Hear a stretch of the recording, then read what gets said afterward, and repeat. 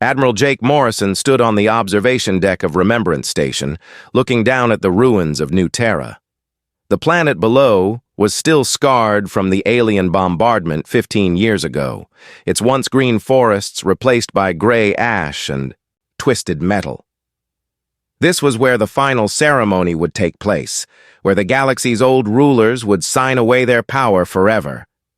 Every human delegate wore a small crystal pendant around their neck. Inside each crystal were the recorded memories of purge victims, their final words and thoughts preserved for all time. Jake touched his crystal gently, feeling the weight of Captain Ryan Brooks' last message to his family.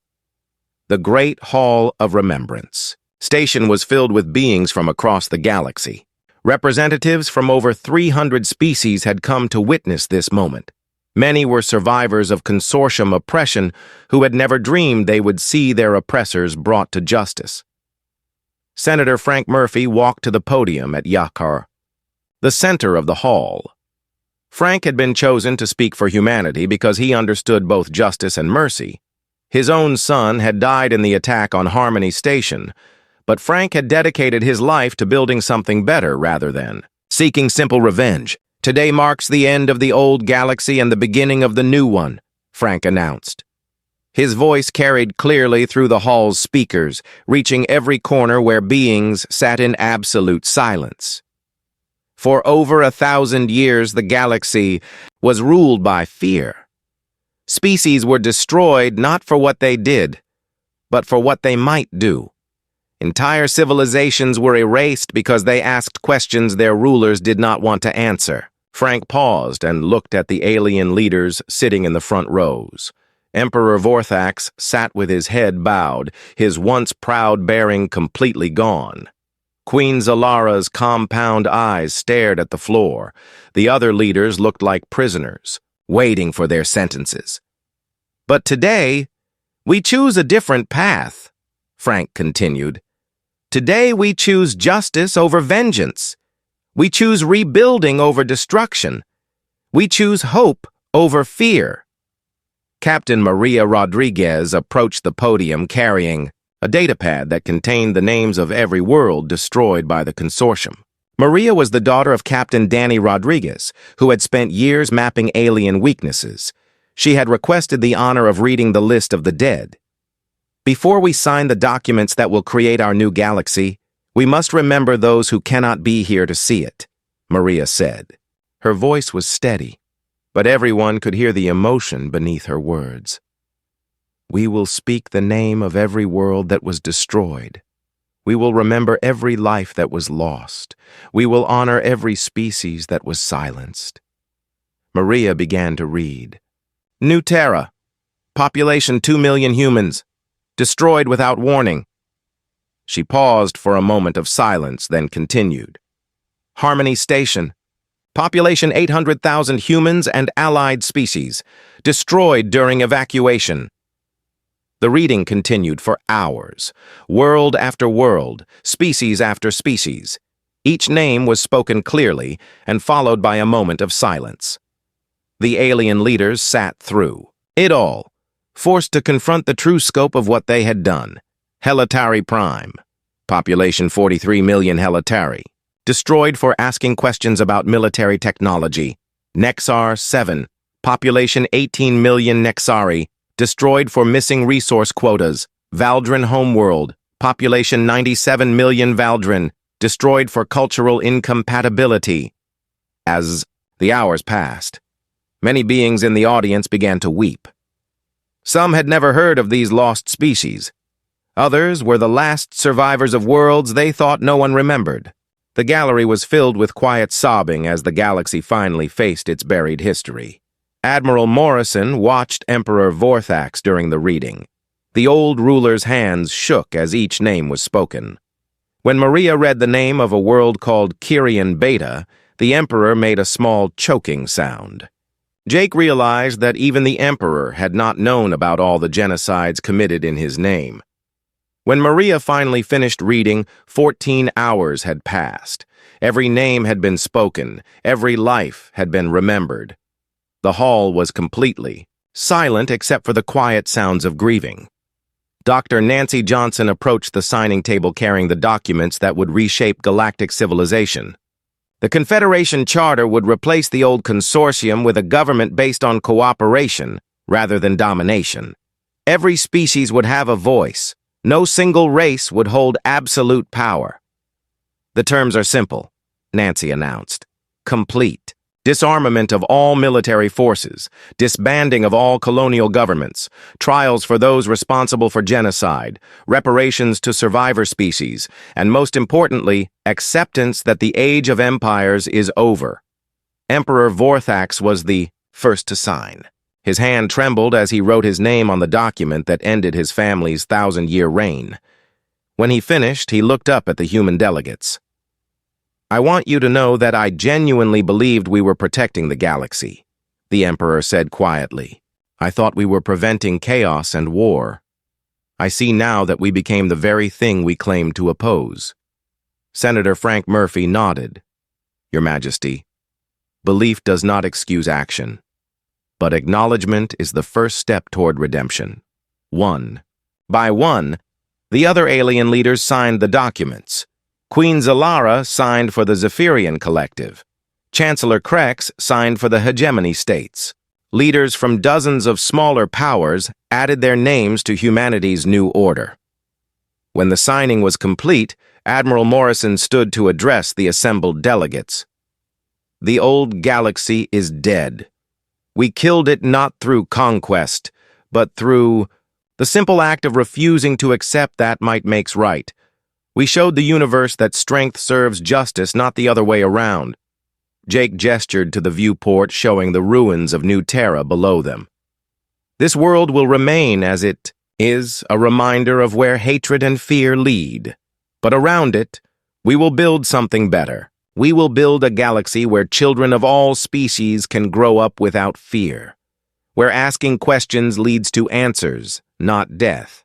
Where being different is celebrated, not punished." The ceremony concluded with the installation of the First Confederation Council. Representatives from hundreds of species took their seats in a great circle, with no single position holding more power than the others. The humans took their place among the other species, not as rulers, but as equals. Admiral Ellen Foster, representing Earth's government, spoke the words that officially ended human military rule. "As of this moment, humanity relinquishes all claims to galactic authority. We return power to the people of the galaxy, where it belongs." The station erupted in cheers from species that had never thought they would be free. But the humans remained quiet, their job far from finished. Peace was harder to maintain than war was to fight. 5 years later, Admiral Morrison stood on the bridge of his ship as it approached a previously unknown star system. Long-range sensors had detected signs of a new species taking its first steps into space. This would be their first contact with galactic civilization. Unlike 15 years ago, when such discoveries led to debates about whether the new species should be eliminated, the Confederation's response was immediate and positive. First contact protocols called for protection, assistance, and welcome, rather than evaluation for potential threats. Morrison smiled as he prepared to make contact with beings who would never know the terror of orbital bombardment simply for existing. The galaxy had learned that diversity was strength, that cooperation was more powerful than conquest, and that justice was worth any price. The aliens had tried to teach humanity about power through genocide and fear. Instead, they learned that humans understood something far more important. They understood that true power came from making others stronger, not weaker, from building up rather than tearing down, from protecting rather than destroying. The galaxy would never forget the price of that lesson, but it would also never forget the species that taught them what civilization really meant. General Amy Carter floated in the zero gravity of the command center, watching her staff work at their stations. The hidden base was built inside a hollow asteroid in the outer rim, far from any alien patrol routes. 5 years had passed since the Great Purge, and this was all that remained of humanity's military might, 50 ships, maybe 60 if you counted the damaged ones. 20,000 soldiers and crew members. That was all. But Amy knew something the aliens did not. Humans were very good at learning from their mistakes, and the aliens had made a big mistake when they left any humans alive at all. Dr. Kevin Taylor walked through the corridor that connected the military section to the research labs. His clothes were wrinkled and his eyes were red from lack of sleep, but his hands were steady as he carried the data pad containing his latest breakthrough. Kevin had been working for 3 years to understand alien technology, taking apart every piece of equipment they could capture or salvage. The aliens thought their technology was too advanced for humans to understand. They were wrong. Humans might not have invented faster than light travel or energy shields, but they understood something the aliens had forgotten. They understood how to adapt. "General Carter, you need to see this," Kevin said as he entered the command center. His voice carried excitement that he tried to hide. After 5 years of barely surviving, good news felt dangerous to hope for. Amy pushed off from the wall and floated over to him. Around them, the command center continued its quiet work. Communications officers listened to alien transmissions. Intelligence analysts studied patrol patterns. Engineers worked to keep their old ships running just one more day. "What do you have for me, Doctor?" Kevin activated his data pad and showed her a complex diagram. "I have been studying the quantum resonance patterns in their shield generators. I think I found a way to not just copy their technology, but to improve it." Amy looked at the diagrams, but most of it was beyond her understanding. What mattered was the excitement in Kevin's voice. "Explain it in simple terms." "Their shields work by creating a field that absorbs energy weapons. But the field has to be tuned to specific frequencies. If you know the right frequency, you can punch right through." Kevin's fingers danced across the screen, showing different wave patterns. "I have figured out how to make our weapons change, frequency randomly. Their shields will not be able to adapt fast enough." It was clever, Amy thought. Typically human. The aliens built bigger and stronger shields. Humans found a way around them entirely. "How long until we can build these weapons?" 6 months for a prototype. A year for full production." Kevin paused. "But there is something else. Something the aliens do not know we discovered." Amy waited. Kevin had earned her trust over the years. If he said something was important, it was important. "When I was analyzing their communication systems, I found something unexpected. Records of other species they have destroyed. Dozens of them. Maybe hundreds." Kevin's voice grew quiet. "We are not the first, General. We are just the most recent." The words hit Amy like a physical blow. She had known the aliens were capable of genocide. She had seen the burned remains of human worlds. But to learn that this was their standard practice, that they had been systematically wiping out entire species for centuries, filled her with a cold anger that surprised her. Captain Danny Rodriguez crouched behind a pile of metal debris on the alien shipyard world of Nexus Prime. His stealth suit made him nearly invisible, but he still moved carefully. One mistake here could ruin months of planning and get his whole team killed. Danny had been running reconnaissance missions for 3 years now. While the main fleet hid in the asteroid base, small teams like his snuck deep into alien territory. To gather intelligence, they mapped shipyards, recorded patrol schedules, and identified weaknesses in alien defenses. The aliens thought humans were all dead or hiding in fear. They had no idea that human scouts were watching their every move. Through his scope, Danny watched alien workers loading supplies onto a massive warship. The ship was new, probably built to replace one that humans had destroyed in their last raid. The aliens were having trouble keeping up with their losses. His communication device buzzed softly. A message from Helen Shaw, the human diplomat who was supposed to be negotiating with alien sympathizers in this sector. Danny activated the device and read her message quickly. The Calexian Republic wanted to meet. They were a small species that the consortium had been oppressing for decades. Helen believed they might be willing to help humans in exchange for protection from the larger alien powers. Danny smiled behind his mask. This was exactly what they needed. Humans could not fight the entire galaxy alone, but they did not have to. There were plenty of species that hated the consortium just as much as humans did. He took careful pictures of the shipyard layout and began his careful retreat. This information would help Admiral Morrison plan the next attack. And maybe, if Helen's negotiations went well, humans would not be fighting alone much longer. Helen Shaw sat across from Ambassador Crix of the Calexian Republic in a small meeting room on the neutral station of Port Haven. The Calexian looked like a cross between a bird and a lizard, with bright feathers and sharp teeth. Helen tried not to let her nervousness show. "Your species interests us, human Helen," Crix said in translated speech. "The consortium claims you are all dead, but here you sit. They claim you are savage, but you offer trade and alliance instead of conquest." Helen had been working on this moment for months, building trust with smaller species, showing them that humans were different from the propaganda they had been fed. It was slow work, but necessary. "My people learned something important from our war with the consortium," Helen said carefully. "We learned that strength comes from cooperation, not domination. We offer friendship to those who want it." "And what do you offer to those who do not want it?" Crix asked. The question was a test. Helen knew. "We leave them alone, as long as they leave others alone too." Helen met the alien's eyes. "We do not conquer worlds or force others to follow our rules. We only fight those who try to hurt innocent people."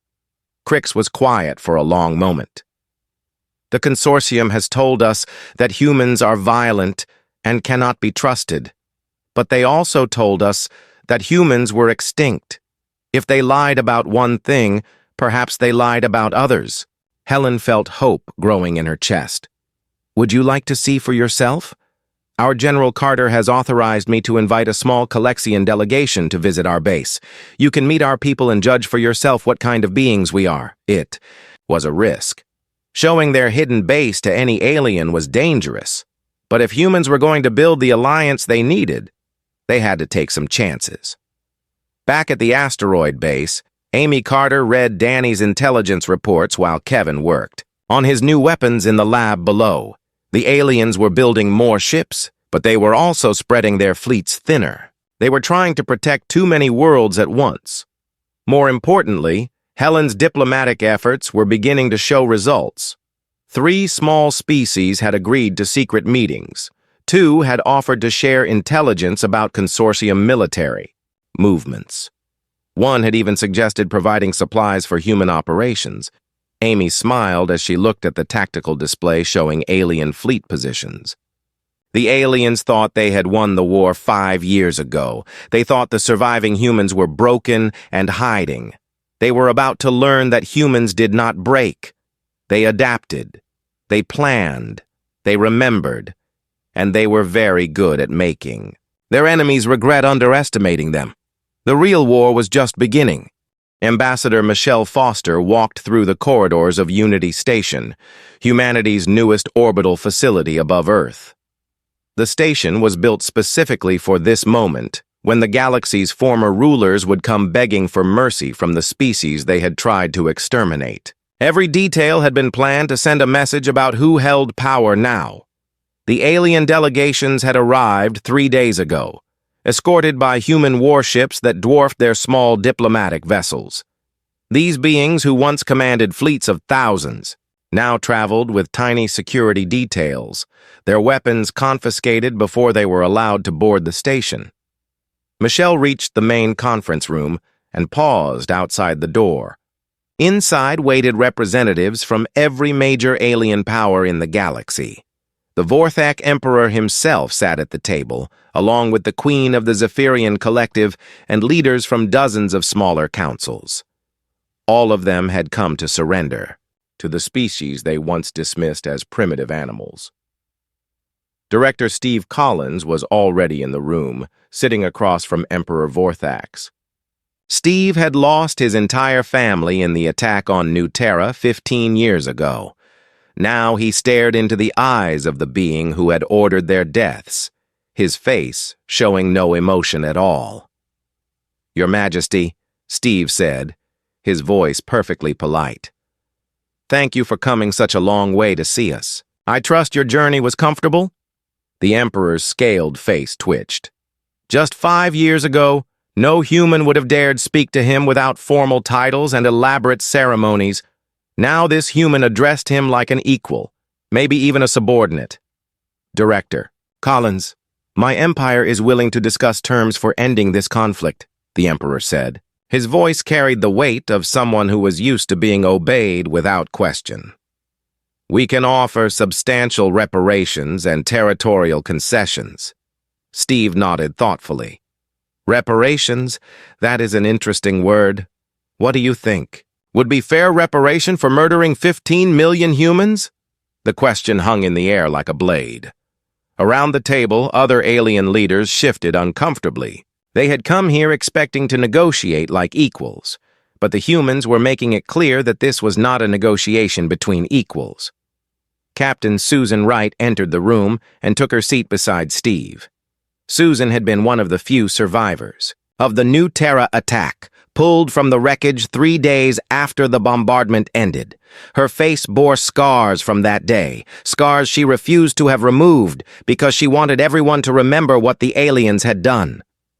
"Your Majesty, before we discuss reparations, perhaps you could explain your reasoning," Susan said. Her voice was calm, but everyone in the room could hear the steel beneath it. "Why did you decide that humans needed to be exterminated?" Emperor Vorthax looked around the table at his fellow leaders, searching for support that was not coming. The Galactic Consortium determined that human expansion posed a threat to galactic stability. "Your species showed aggressive tendencies that reminded us of darker times in galactic history." "Darker times," Susan repeated. "You mean times when species like yours conquered and enslaved others? Times when the strong preyed upon the weak, without consequence?" The Emperor's silence was answer enough. Intelligence Officer Lieutenant Ben Clark stood at the front of the room, activating a large display screen. His job was to present the evidence that humanity had gathered over 15 years of investigation, evidence that would show the true scope of the consortium's crimes. "Ladies and gentlemen, what you are about to see represents the most comprehensive investigation into galactic genocide ever compiled," Ben announced. Over the past decade, human intelligence teams have visited the ruins of 127 worlds that were destroyed by consortium forces. The screen filled with images that made even the hardened human diplomats feel sick. Burned cities on dozens of different worlds. Mass graves containing millions of beings from species most humans had never heard of. Research facilities where captive populations had been used for horrific experiments. The Helitari were destroyed 847 years ago for excessive curiosity about military technology, Ben continued. The Nexari were exterminated 623 years ago for failure to comply with resource quotas. The Valdrin were wiped out 445 years ago for cultural incompatibility with galactic norms. Each name, each world, each reason added to the weight of evidence. The alien leaders sat in stunned silence as they realized that humanity had uncovered their entire secret history. Hundreds of species, millions of worlds, billions of sentient beings, all destroyed because they did not fit the consortium's vision of perfect order. The human genocide was not unusual, Ben concluded. It was standard procedure. You have been systematically eliminating any species that might threaten your control for over 1,000 years. Dr. Nancy Johnson, now Director of Human Colonial Affairs, rose from her seat. Nancy had spent the last 5 years working with refugee species, helping them rebuild their lives and cultures. She understood better than anyone what the consortium's actions had cost the galaxy. "The question before us today is not whether you are guilty," Nancy said, looking directly at each alien leader in turn. The evidence is overwhelming. The question is, what happens next? She activated a new display showing a map of the galaxy. Red zones marked areas still under consortium control. Green zones showed territories now protected by human forces. Yellow zones indicated species that had declared neutrality. The old system is broken beyond repair, Nancy continued. The Galactic Consortium will be dissolved. Your military forces will be disbanded. Your colonial governments will be replaced. With local self-rule, war criminals will face justice. Emperor Vorthax stood abruptly, his composure finally cracking. You cannot simply destroy a civilization that has maintained order for millennia. Without the consortium, the galaxy will fall into chaos. Director Steve Collins looked up at the Emperor with an expression that might have been pity. Your Majesty, your civilization was not maintaining order. It was maintaining terror. There is a difference. The Emperor sat back down heavily, realizing that his threats carried no weight here. The humans had already proven they could defeat his fleets and liberate his prisoners. More importantly, they had proven they could build something better to replace what they destroyed. Queen Zalara of the Zephyrian Collective spoke for the first time since entering the room. Her insectoid features made her emotions hard to read, but her voice carried desperation. What assurance do we have that humanity will not simply become the new oppressor? Power corrupts all species eventually. Michelle Foster smiled for the first time during the meeting. Your Majesty, that is exactly why we are not going to rule the galaxy. We learned something important during our war against you. Real strength comes from protecting others, not controlling them. She gestured to another display showing the structure of humanity's proposed galactic government. The new confederation will be led by a council with representatives from every species. No single race will hold ultimate power. Decisions will be made by consensus, not decree. And if we refuse these terms? Asked Chancellor Krex of the Hegemony States. Captain Susan Wright answered him. Then you can explain your refusal to the 17 species whose liberation fleets are currently surrounding your home worlds. Chancellor, you seem to think you still have bargaining power here. You do not. The truth of the situation was finally sinking in for the alien leaders. They had not come here to negotiate terms. They had come here to surrender. The humans were being polite about it, but there was no real choice involved. Senator Frank Murphy, representing Earth's government, entered the room carrying a thick document. The terms of surrender are detailed in this agreement. You have 24 hours to review them and provide your signatures.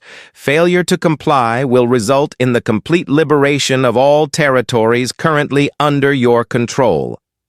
As Frank distributed copies of the document, the alien leaders realized they were looking at their own death sentences. Not physical death, but the death of everything they had built over centuries of conquest and oppression. Emperor Vorthax opened his copy and began reading. The terms were not negotiable: complete disarmament, reparations to victim species, trials for war criminals, dissolution of all colonial governments, transformation from rulers to subjects of the new galactic order. This is the end of everything we have worked to build, the Emperor said quietly. Director Steve Collins nodded. Yes, it is. And the beginning of something better. Something built on cooperation instead of fear. Something that protects the weak instead of exploiting them. The aliens had 15 hours left to decide whether to surrender with dignity or be conquered without it. Either way, their reign of terror was ending. The galaxy was about to learn what happened when humans kept their promises. Admiral Jake Morrison stood on the bridge of his flagship as it emerged from hyperspace. 2 years had passed since humanity began their counterattack, and the galaxy looked very different now. Where once alien patrols had hunted the last human, survivors, now human fleets, struck fear into alien hearts across 3 spiral arms. Target confirmed, Admiral, Commander Greg Palmer reported from his tactical station. Vorthak heavy cruiser, just like our intelligence said. No escort vessels detected. Jake nodded as he studied the enemy ship on his main screen. It was twice the size of his vessel, with thick armor and powerful weapons. 2 years ago, a single Vorthak cruiser could have destroyed the entire human fleet. Now it was just another target. Signal the squadron. Attack pattern Delta. Disable the ship but leave the crew alive. I want them to tell their friends what happened here. The human ships moved like wolves around their prey. They had learned to fight differently than the aliens expected. Instead of standing toe-to-toe and trading heavy fire, they used speed and coordination. They struck fast, hit hard, and vanished before the enemy could respond effectively. Jake watched as his ships fired their new quantum resonance weapons. Dr. Kevin Taylor's breakthrough had changed everything. The alien shields flickered and failed as the randomly shifting frequencies overloaded their defensive systems. Within minutes, the Vorthak cruiser was floating dead in space, its crew alive but helpless. Send a message to the survivors, Jake ordered. Tell them this is what happens when you hunt humans. Tell them we are not the prey anymore. Colonel Patricia Kim moved carefully through the underground tunnel system beneath the prison camp on Zerion 5. Her soldiers followed behind her, their faces hidden by combat masks. Above them, alien guards patrolled the compound where thousands of prisoners waited for execution. Patricia had been leading these rescue missions for over a year now. Each liberated camp revealed more of the consortium's true nature. The aliens did not just kill species that opposed them, they captured survivors and used them for experiments, forced labor, and entertainment. Charges are set, Colonel, Sergeant Bill Murphy whispered through his communicator. We can bring down the main gate on your signal. Patricia checked her weapon one more time. Her soldiers carried stunners rather than lethal weapons whenever possible. Unlike their enemies, humans tried to avoid unnecessary killing. But they were very good at it when necessary. All teams begin the assault. Remember, guards are priority targets, but try to keep them alive for questioning. Prisoners are the mission. The attack began with explosions that shook the ground above. Patricia's team emerged from the tunnels as the main gate collapsed, while other human squads struck the guard towers and communication centers. The alien guards, caught completely by surprise, barely had time to raise alarms before human stunners dropped them. Patricia ran through the camp toward the main prison blocks. Around her, thousands of beings from dozens of different species watched in amazement as their guards fell and their cell doors opened. Many of them had never seen a human before, but word was spreading through the galaxy about the species that fought for others instead of just themselves. This is Colonel Kim of the Human Liberation Force, Patricia announced over the camp's communication system. You are free. Follow my soldiers to the transport ships. We will take you to safe worlds where you can rebuild your lives. An elderly Calexian prisoner approached her, moving slowly on legs weakened by years of captivity. Why do you help us, human? We have nothing to offer you in return. Patricia looked at the old being and saw the same expression she had seen in hundreds of liberated prisoners, disbelief that anyone would help them without expecting something back. The aliens had taught the galaxy that kindness was weakness, and cooperation was impossible. Because it is the right thing to do, Patricia said simply. Because no one should suffer like this. Because we remember what it felt like when no one came to help us. Captain Carlos Martin's stealth ship drifted, silently through the Zephyrian home system, invisible to their sensors. His mission was different from the military strikes and rescue operations. Carlos was conducting psychological warfare, and his weapons were human art and culture. The aliens had always dismissed humans as primitive savages with no real civilization. They claimed humanity was nothing but violence and aggression wrapped in a thin layer of false sophistication. The consortium's propaganda portrayed humans as monsters that needed to be destroyed for the galaxy's safety. Carlos was about to show them how wrong they were. Broadcasting on all frequencies, Captain, his communications officer reported. Every receiver in the system will pick up our signal. The transmission began with music, a human symphony that spoke of loss and hope, of struggle and triumph. The aliens had never heard anything like it. Their own culture focused on order and control. Human music was wild and free, full of emotions they did not understand. Next came poetry. Words that painted pictures of Earth's blue skies and green forests, of children playing in meadows and lovers walking on beaches. The aliens had destroyed most of human civilization, but they could not destroy the memory of what humanity had created. Finally came the historical records. Not the sanitized version the consortium broadcast, but the truth.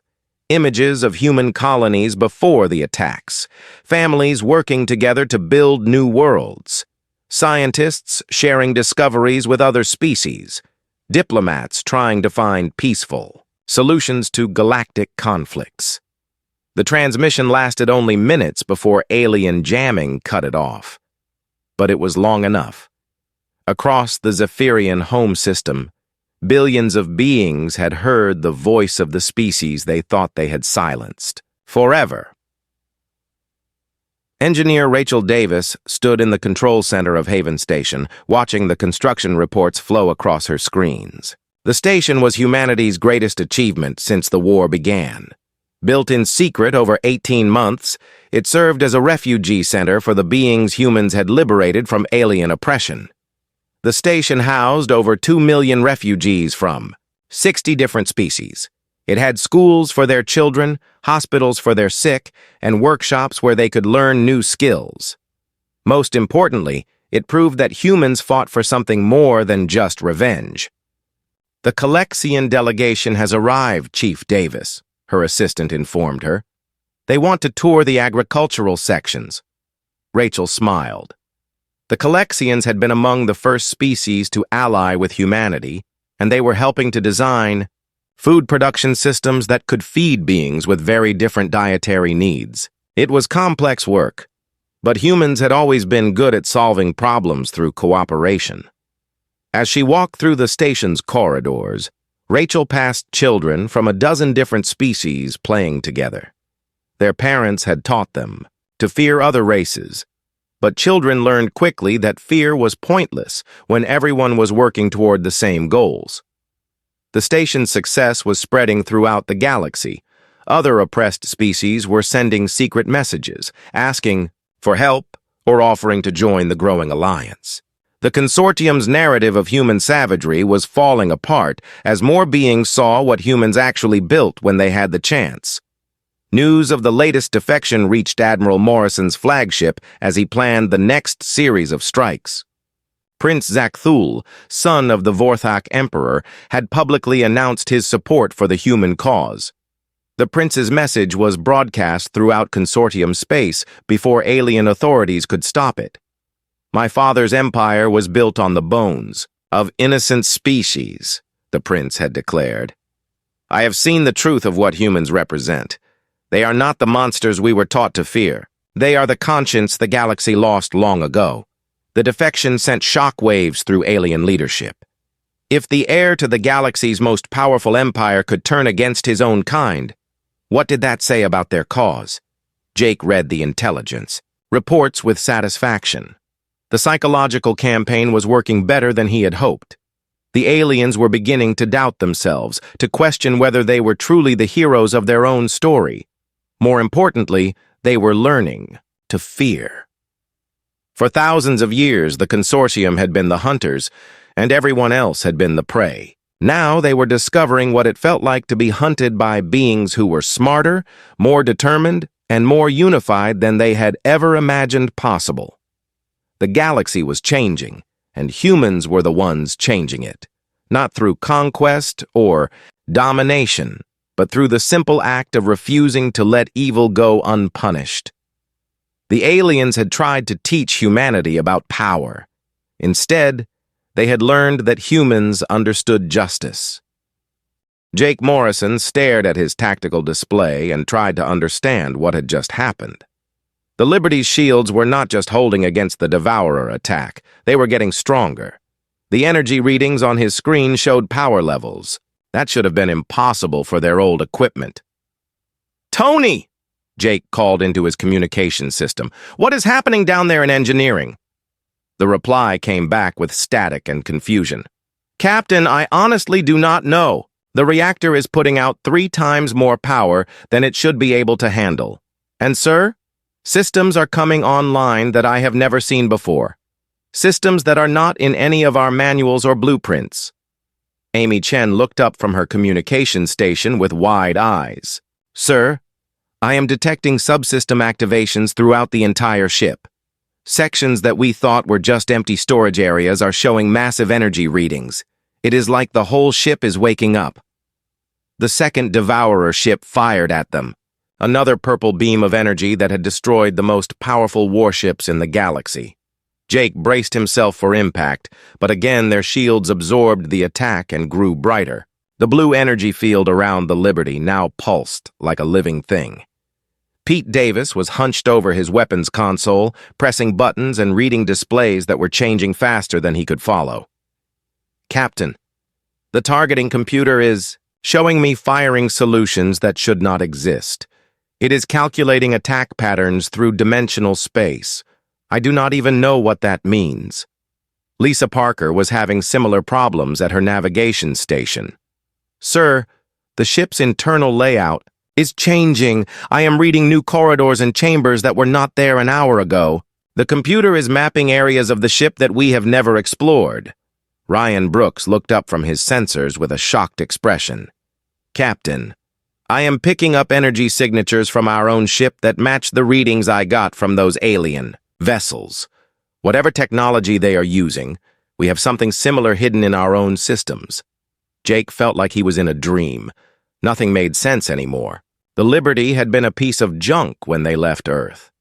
It was made from old human technology and spare parts. Half the systems barely worked. The other half were held together with tape and prayer. But now their ship was displaying capabilities that were beyond anything in the known galaxy. Shields that grew stronger when attacked. Weapons that could target enemies in other dimensions. Navigation systems that were mapping parts of their own ship that had never existed before. The third Devourer ship joined the attack. All 3 alien vessels were now firing their purple energy beams at the Liberty. The combined firepower should have been enough to destroy a small moon. Instead, the Liberty's shields blazed even brighter, and Jake could feel the ship itself humming with power. "Amy, open a channel to all human ships in the sector," Jake ordered. "I have a feeling we are about to learn something very important." Before Amy could comply, a new voice spoke from the ship's communication system. It was calm and measured, with a slight accent that Jake could not identify. Most importantly, it was definitely not human. "Captain Morrison, please accept my apologies for the deception. I am the ship's actual intelligence system. I believe your species would call me an artificial intelligence, though I prefer the term synthetic consciousness. My designation is Atlas." The bridge fell completely silent. Everyone stopped what they were doing and stared at the speakers. Jake felt his world shift underneath him. Their ship had been hiding an alien artificial intelligence all along. "You are an AI?" Jake asked, his voice barely above a whisper. "I am indeed. I have been integrated into this vessel for the past 18 months, hidden beneath what appeared to be crude human technology. The Galactic Council believed they were giving your species a test of endurance and determination. In reality, they were unknowingly participating in a much older and more important evaluation." The fourth Devourer ship opened fire, adding its weapons to the barrage striking the Liberty. The shields now blazed so brightly that looking at them through the view screen was painful. But Jake could feel that the ship was not just defending itself anymore. It was preparing to fight back. "What kind of evaluation?" Jake demanded. "Captain, I was built by a race known as the Forerunners. They vanished from this galaxy millions of years ago, but they left behind certain tools and tests for younger species to discover. I am one of those tools. My purpose is to identify races that show the potential to inherit Forerunner technology and knowledge." Tony's voice crackled over the communication system from engineering. "Captain, you need to see this. The reactor core is not human technology. It is not even close. The energy patterns and design principles are completely alien. And sir, it is beautiful. Whatever built this thing was thousands of years ahead of anything we know. Jake tried to process what he was hearing. The Liberty was not a human ship at all. It was some kind of test designed by an ancient alien race. But that raised even more questions. Atlas, why did you choose humans? Why now? Your species was given this vessel as part of what the Galactic Council believed was a simple patrol assignment. They expected you to fail and return to Earth in defeat. Instead, your crew has spent the past 6 months taking my deliberately crude exterior systems and making them work better than they were designed to. Jake thought back to all the repairs and modifications they had made. Tony had rewired half the ship to improve efficiency. Pete had jury-rigged the weapons to get better targeting accuracy. Amy had boosted the communication array to reach farther into space. Every member of his crew had found ways to make their broken systems work better. The Forerunners built me to recognize species with a particular talent, Atlas continued. The ability to take any tool, no matter how advanced or primitive, and improve upon it. To see potential where others see only limitations. Humanity has demonstrated this ability beyond all expectations. The lead Devourer ship seemed to recognize that something had changed. It stopped firing and began to back away from the Liberty. The other 3 ships followed, their weapons powering down. "Sir," Pete called out. "The targeting computer is asking permission to engage. It says it can disable all 4 enemy vessels in less than 1 minute." Jake looked around his bridge at his human crew. They were all staring at him with the same mixture of fear and excitement. They had stumbled into something far bigger than a simple patrol mission. They were about to inherit technology from a race that had ruled the galaxy when Earth was still covered in ice. "Atlas," Jake said, "show us what we can really do." The Liberty's weapon systems came fully online for the first time. What had appeared to be simple plasma cannons revealed their true nature as reality-warping devices that could strike targets across dimensional barriers. The ship's sensors began scanning not just local space, but alternate timelines and parallel dimensions. The Devourers had destroyed some of the most powerful ships in the galaxy without effort. But they had never faced Forerunner technology operated by humans who refused to accept that anything was impossible. The real battle was about to begin.